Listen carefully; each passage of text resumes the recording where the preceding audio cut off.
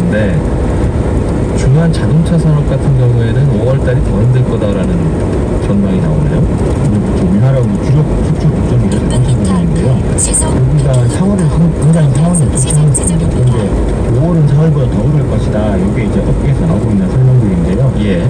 몇 가지 이야기를 들어보면 현대차 일산 상공회사 같은 경우에는 다음 달에 한 6일부터 8일까지 셧다운을 하게 됐다고 하고요. 그리고 지금 굉장히 그 상전에 뒤로 서 있죠.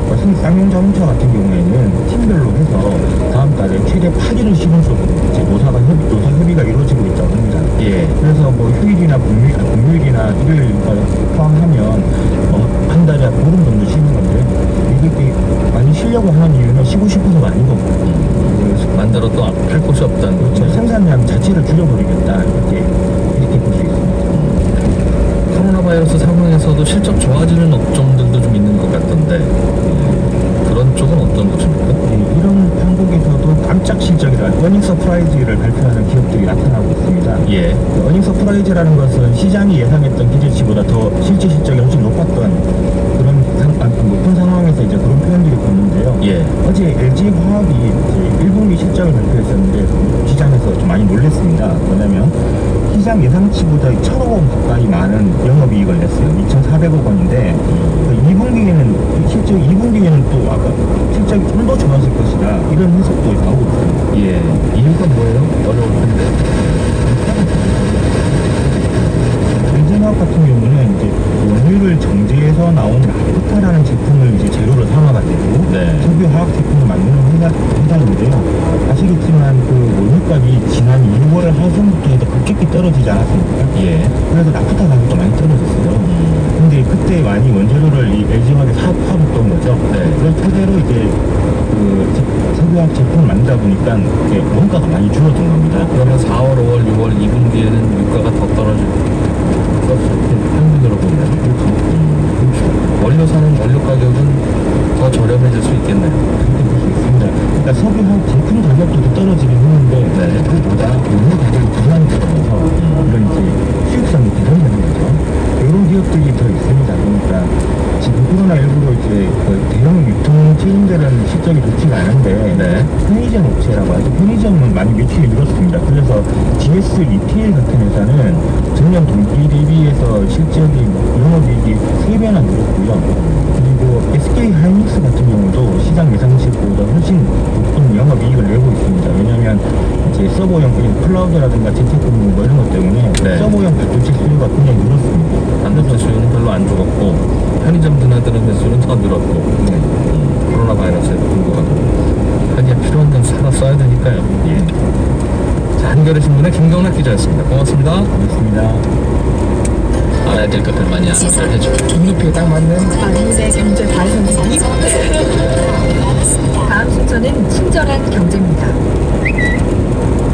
예, 오늘은 청취자 박병진 씨가 재밌는 질문을 보내주셨네요. 우체국을 가니까 우체국에서 예금은 받는데 대출은 안 하더라. 그러면 우체국은 예금으로 받은 돈을 뭘로 굴려서 이자를 주지? 이런 생각이 들었습니다. 이런 질문을 보내주셨어요. 우체국은 예금으로 받은 돈을 대출은 안 하고요. 뭐 주식 투자, 채권 투자, 부동산 투자 이런 다른 투자로 굴립니다. 왜 대출 업무는 안 하냐면 정부에서 못하게 해서 그렇습니다. 원래 우체국은 예금 받고 투자하고 대출하고 이러려고 만든 기관이 아니라 원래는 우편 업무, 뭐 소포 배달 업무 이런 거 하려고 만든 기관이잖아요. 그런데 이제 편지만 배달해서는 계속 적자가 나니까 예금도 받고 보험도 팔고 그러면서 좀 아르바이트를 좀 해보자 라는 취지로 금융사업도 시작한 겁니다. 그러니까 우체국 입장에서는 예금, 보험 이런 게 일종의 부업인 셈인데 그러니까 정부에서는 말 그대로 부업이니까 너무 열심히 하지는 말아라, 대출 업무까지는 하지 말아라, 이제 그런 취지입니다. 예금 받고 소포 접수하고 하는 거야 같은 직원이 해도 될 것 같은데 대출은 사실은 꽤 복잡한 전혀 다른 업무거든요. 대출 받는 사람이나 기업의 신용평가도 해야 되고 여러 가지로 일이 복잡하니까 그런 것까지는 하지 말라는 취지로 칸막이를 쳐놨습니다. 물론 뭐 예금을 담보로 대출을 받거나 보험 가입했는데 그 보험약에 대한 대출, 약관 대출이라고 하죠. 그런 것까지는 대출을 좀 해주는데 주택담보대출이나 뭐 전세대출이나 신용대출은 못하고 안 합니다. 물론 우체국에서는 우리가 대출 업무도 하겠다고 시켜만 주면 잘할 수 있다고 기회만 있으면 이야기를 하는데 이제 그 이야기 나오면 은행들은 속으로는 우체국은 편지나 잘 배달하시지 무슨 금융을 하시려고 하나 이제 이런 속으로 그런 생각을 하죠. 반대도 하고 해서 아직은 대출을 못 하고 있습니다. 근데 언제든지 법만 바꾸면 대출 업무도 할 수 있고요. 실제로 외국도 일본, 프랑스, 스위스, 뭐 뉴질랜드 이런 곳은 우체국이 이 대출 전문 직원도 뽑고 대출 사업도 하고 그렇게 하고 있습니다. 친절한 경제였습니다. 삶의 무게가 제 아무리 버거워도 영차 함께여서 당당한 사람들. 잠시 후 9시 5분 여성시대가 이어집니다. 영차 고압단속 종료 지점입니다. 경제를 생각하는 사람들의 즐거운 습관. 이진우의 손에 잡히는 경제. 예, 부동산 시장 이야기 좀 해보겠습니다. 오늘은 KDI 송인호 경제전략연구부장을 전화를 했습니다. 안녕하십니까? 네, 안녕하십니까. 요즘 집값은 어때요? 라고 물어보면 지역별로도 다르고 가격대별로도 좀 다르고 그래서 한참 설명하시더군요. 네, 송 부장님이 판단하시는 부동산 경기는 어떻습니까? 최근 주택시장의 경우에 서울에서는 이제 주택 매매 가격 상승이나 그릇이 둔화되고 있는 상황이고요. 전국적으로는 이제 지난달 코로나19로 인해서 전국적으로도 가격 상승세가 둔화되고 있는 상황입니다. 반면에 이제 일부 지역, 경기 일부나 세종 지역에서는 아직도 가격 상승이 이어지거나 확대되고 있는 상황인데요. 좀 더 구체적으로 말씀드리자면 작년 말부터 매매 가격이 빠르게 상승했던 서초구나 강남구나 송파구에서는 올해 2월 이후부터는 가격이 하락으로 전환되는 상황이고요. 예. 반면에 경기와 세종의 경우에는 상승폭이 확대되고 있습니다. 특히 세종의 경우에는 지난 3월달의 경우에는 4% 이상 매우 큰 폭으로 상승한 상황입니다. 세종시와 경기도만 오른다. 네, 세종시는 왜 오르고 경기도는 왜 오른다고 보여집니까? 그러니까 세종시의 경우에는 이제 대전이나 그 지역으로 이제 인구 유입이 좀 강하게 나타나고 있고요. 그리고 최근에 주택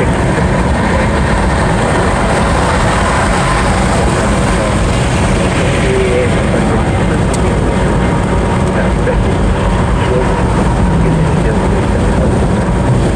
세종시 기준 주기는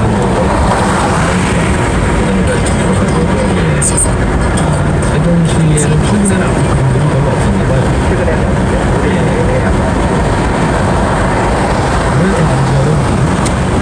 전반적인 시행 계획서는 세종시 경우에는 전반적인 계획인데요. 예. 작년과 재작년 정도가 이제 많이 분들이 있고요. 작년 말부터는 이제 신규분들이 상당폭으로 출소됩니다. 좀 많다 싶어서 덜 지으면 또 이런 일이 벌어지더군요. 경기도는 왜 좀 모릅니까?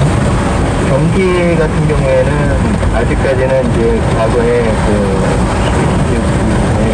규제에 의한 이제 풍선 효과라고 좀 많이 이야기를 하고 있는데요. 예. 비규제 지역으로 어떤 이제 수요의 이동을 좀 나타나면서 경기 지역은 이제 가격이 나타나고 경기 지역에서도 그럼 그동안에는 상대적으로 덜 비쌌던 집들이 오른다는 말씀이군요. 그렇죠. 그러니까 이제 원래 작년 특히 강남 서구를 가격 예. 비규제 지역으로 이전되면서 나타났던 비쌌던 집들, 한참 오르던 서울 집들은 요즘 내리는 이유는 어떻게 파악되고 있습니까? 최근에 내리고 있는 지역의 경우에는 이제 그동안 뭐 심리적인 어떤 소금 상태의 부분이 본격적으로 이제 실물 경기로 이제 위축이나 아니면 경기에 대한 불확실성에 대한 어떤 심리적인 부담감이 작용이 되면서 예. 특히 서울 같은 경우에는 이제 강한 이제 규제가 실질적으로 앞으로도 계속 이어질 것이라는 기대 때문에 본격적으로 강한 생각을 중심으로 하락이 되고 있다는 생각입니다. 전반적인 흐름은 말씀을 잘 해주셔서 이해가 되는데 문제는 이제 항상 앞으로 어떻게 될 거냐 하는 거 아니겠습니까? 현장은 어떻게 전망하세요? 코로나19가 어떻게 진행되느냐의 부분이고요. 그 대내적인 부분과 경기 여부입니다. 더불어서 주택시장, 그리고 이제 실물경기 위축이 주택 수요로 실질적으로 둔화되는 것으로 전의적으로 나타납니다. 이런 부분인데요. 일부에서는 주택 공급이 여전히 부족해서 집값 하락이 일시적일 것이라 수도 있습니다. 그렇지만 주택 공급은 상대적인 것이 아니라 주택 수요가 급격히 위축되거나 주택 공급이 상대적으로 많을 수 있어요. 공급은 경직도 한번 공급되는 주택은 반드시 신규 주택으로 공급되지만 수요는 매우 탄력적이어서 반드시 수요로 이어지지 않는 상황입니다. 경기 불확실성 등이 확대가 되게 되면 예. 오히려 수요가 크게 감소하면서 상대적으로 공급에 맞습니다. 저금리의 경우에는 이제 경기 성장기에는 주택시장의 상승 동력으로 상승작용을 하게 되지만 경기 위축기에는 금리가 주택시장의 불안정성을 축소하거나 경기 위축을 진행시키는 작용을 했으니지 오히려 지금 같은 상황에서 주택금융시장의 대출 규제가 강하게 있는 상황에서는 유동성장세로 이어지기는 힘들다고 알겠습니다. 그동안 집값이 한참 오를 때 왜 오르냐고 전문가들한테 여쭤보면 금리가 너무 낮아서 돈 갈 데가 없고 집도 한동안 너무 안 지어놔서 공급도 부족이고 그러니까 오를 수밖에 없다는 설명을 하셨는데 그보다 더 강한 것이 수요자들의 심리 위축. 그렇죠. 그것 때문에 수요가 없으면 그 어떤 다른 변수들도 네. 항상 뒷순위로 밀린다는 말씀이군요. 그렇죠. 수급 불균형이라는 관점에서 보면 공급은 굉장히 경직적으로 데이터로 확인이 되지만 예. 수요는 탄력적이어서 변동이 됩니다. 그래서 공급이 상대적으로 적어질 수도 있고 많아질 수도 있는 부분이 예. 수요에 의해서 결정이 되는데요. 만약에 향후에 경기 불확실성이 확대가 되면은 공급 측면에서의 부분은 오히려 경직적이고 오히려 큰 주택시장에 어떻게 보면은 알겠습니다. 예, 불안정이 가능하겠죠. 집을 살려고 사람들이 다니기 시작하고 그러면 항상 공급이 부족한데 네. 1, 2년 참아보지 뭐 지금 당장 꼭 내 집 사야 되는 거 아니잖아 라고 생각하면 좀 수요가 싹 사라진다는 말씀이군요. 그렇죠. 이제 원래 계획이 있던 사람들조차도 거두게 되거나 전세로 머물고 있던 사람들이 이제 원래 이제 주택을 살려고 했던 사람들도 다 거두게 돼요. 예. 그러면 말씀하신 대로 코로나 바이러스로 인한 전 세계 경제의 둔화, 그게 이제 우리나라로도 여파를 미칠 테니까 그게 어떻게 되느냐가 가장 큰 첫 번째 변수예요. 네, 그렇습니다. 그러니까 실물